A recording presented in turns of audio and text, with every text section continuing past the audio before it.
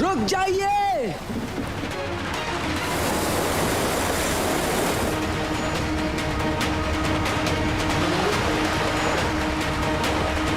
जाओ नीलोगा में कूदो और जैसा मैंने कहा था वैसा ही करना। जाओ।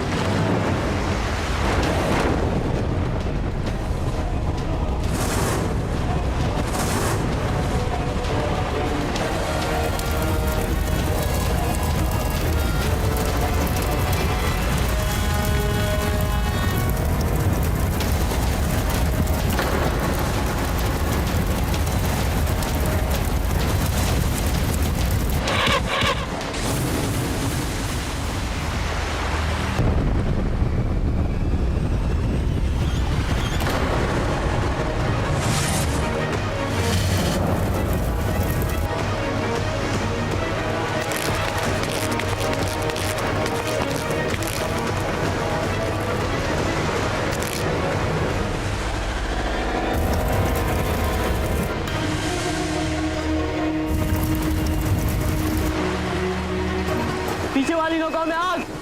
ये तो आक्रमण है।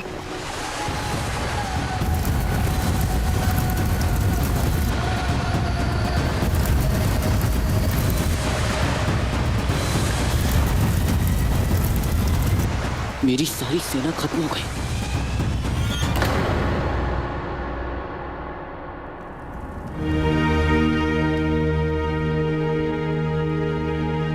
राजवैद्य, आप तो भली भांति जानते हैं कि कुछ दिनों से रानी धर्मा का स्वास्थ्य दिन प्रतिदिन बिगड़ता जा रहा है।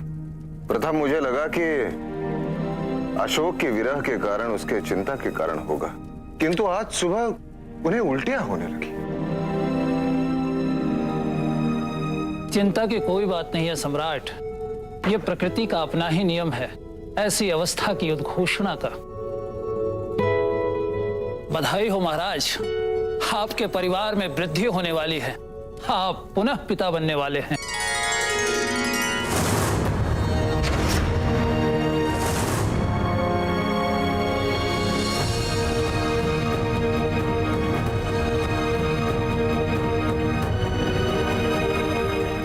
पर आपको इनका विशेष ध्यान रखना होगा। शरीर अभी भी पिछली स्वास्थ्य संबंधी समस्याओं के कारण दुर्बल है।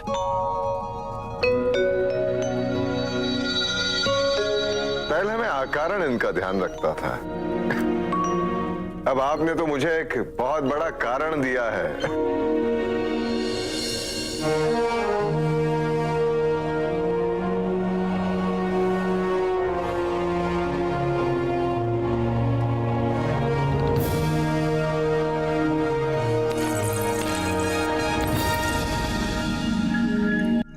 इतने लंबे अंतराल के पश्चात ये शुभ समाचार मिला है। ये तो बहुत बहुत बधाई की बात है, आपके लिए भी और हमारे लिए भी। बधाई हो सम्राट, बधाई हो रानी धर्मा। अब आपको अपने स्वास्थ्य का ध्यान रखना होगा। यदि अशोक यहाँ होता तो और भी प्रसन्न होता, नहीं? हमारा आशीर्वाद आपके साथ है। मौर्य वंश ने बहुत कुछ खोया है, पर यह कृपा यही दर्शाती है कि ईश्वर हमारी उपेक्षा नहीं कर रहा है। निस्संदेह, निस्संदेह मां। इस नए संतान के आगमन से हमारे जीवन में एक नई आशा की किरण उत्पन्न होगी। इसमें कोई विघ्न, कोई भी बाधा उत्पन्न ना हो, इसके लिए हम एक पूजन करना चाहते हैं। हमारी ये इच्छा है कि आप सब मिलकर इस पूजन की तैयारी करें। अवश्य।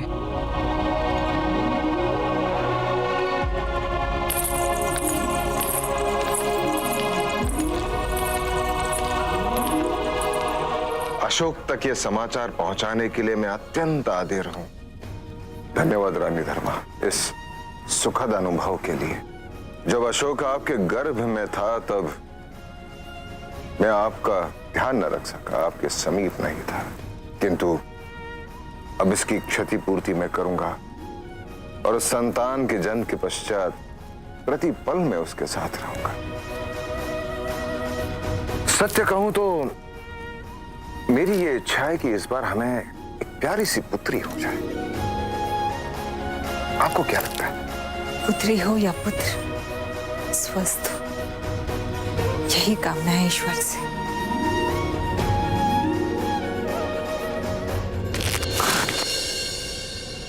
इतनी कठिनाइयों से उस अशोक को मृत्यु की ओर ढकेला और अब एक और नई संतान आ रही है और कठिनाइयां लेके।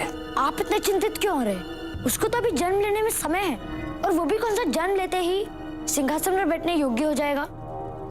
जो भी जीवित रहेगा सियामक, उसके उत्तराधिकारी बनने की संभावना है। समस्या समस्या समस्या, ये समस्या का अंत क्यों नहीं होता? जीवन है तो समस्या भी आती रहेगी।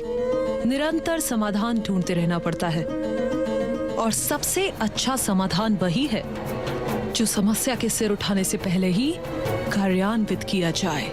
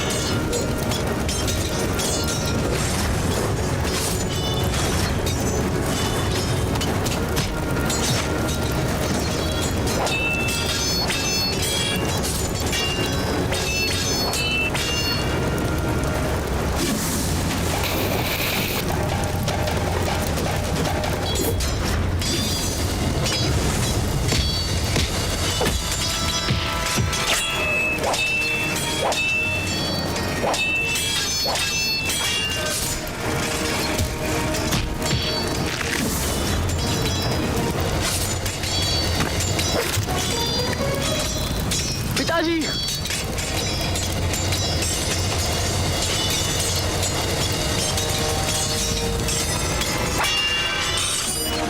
इतने सैनिकों के बीच एक बालक, निसंदेह यही अशोक होगा।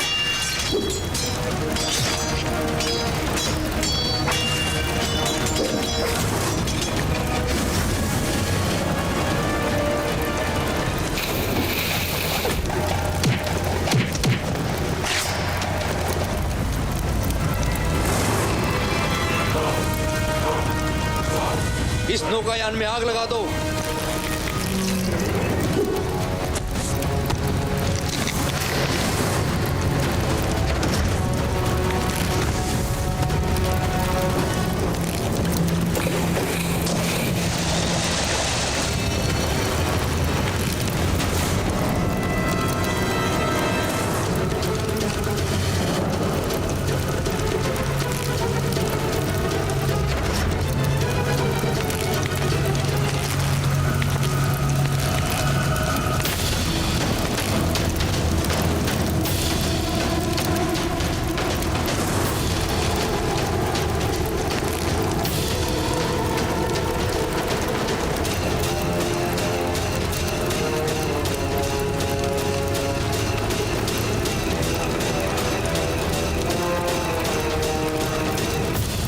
तक्षशिला का प्रतीक चिन्ह?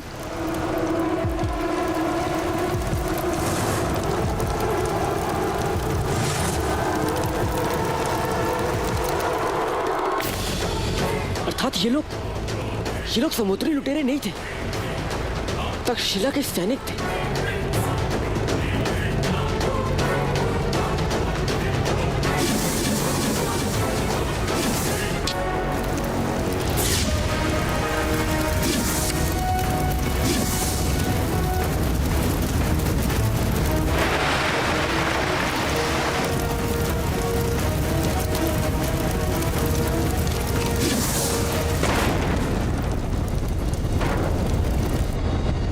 अशोक, अशोक!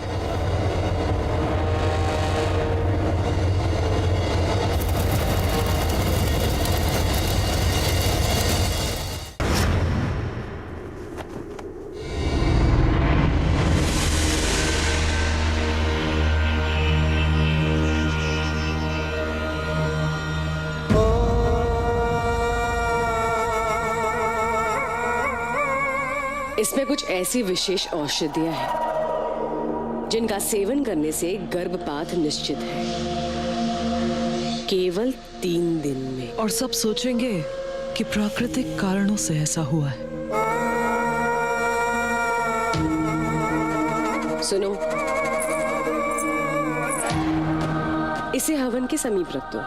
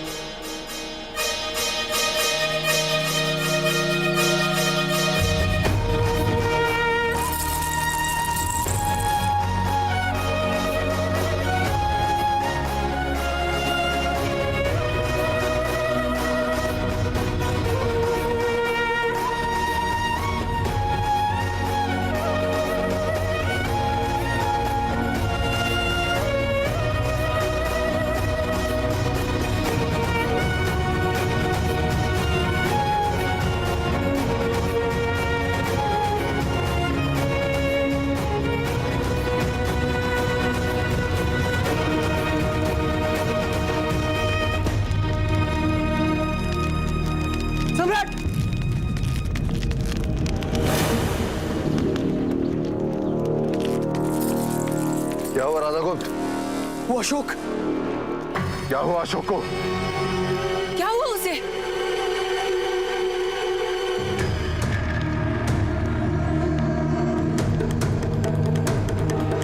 आप सभा में चलिए सम्राट, आइए।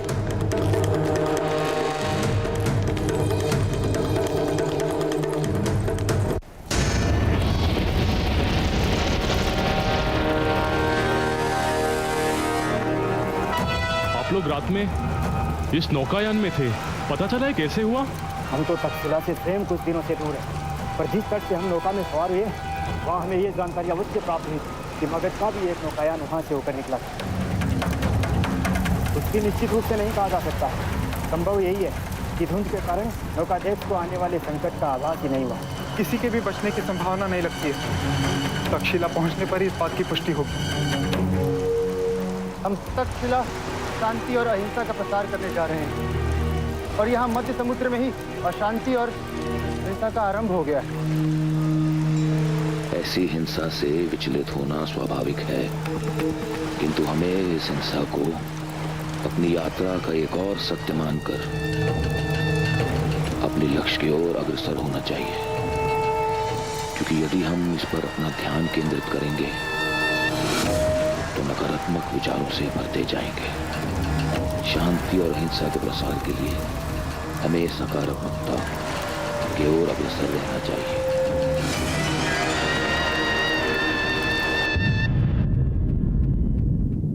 सब समाप्त हो गया सम्राट। पूरा नौकायान विध्वस्त हो गया। यात्रा आरंभ होने से पूर्व नौका अध्यक्ष की मृत्यु हो गई थी।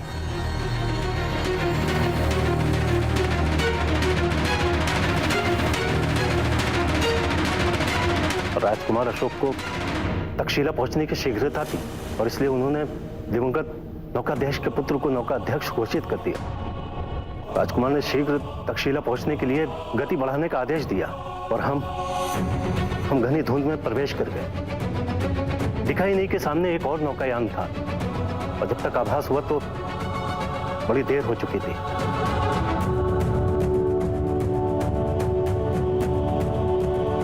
गति इतनी थी कि नियंत्रण करना असंभव था। तभी उस दूसरे नौकायान में सवार समुद्री लुटेरों ने हम पर आक्रमण कर दिया।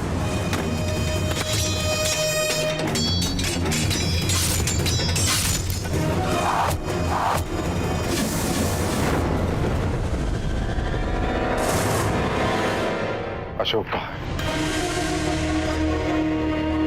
अशोक कहाँ है?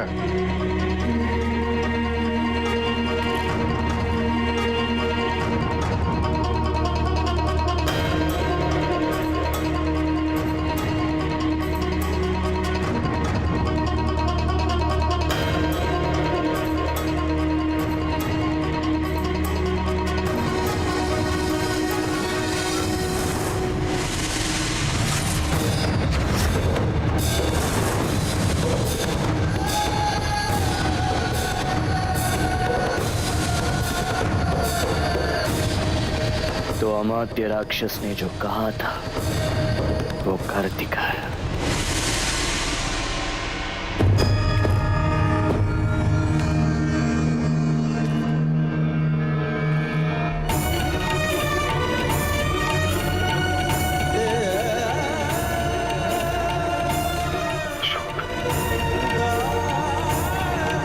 अशोक मेरा पुत्र।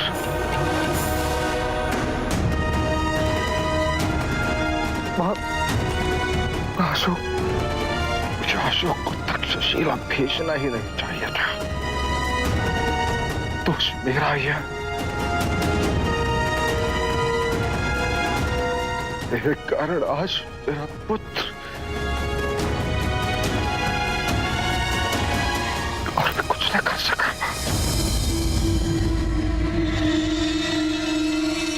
कुछ नहीं हुआ है अशोक को, कुछ नहीं हुआ है।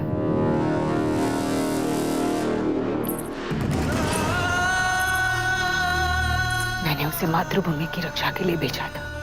अब मातृभूमि उसकी सुरक्षा का दायित्व स्वीकारेगी और हमारे अशोक को सुरक्षित हमारे पास वापस लौट आएगी।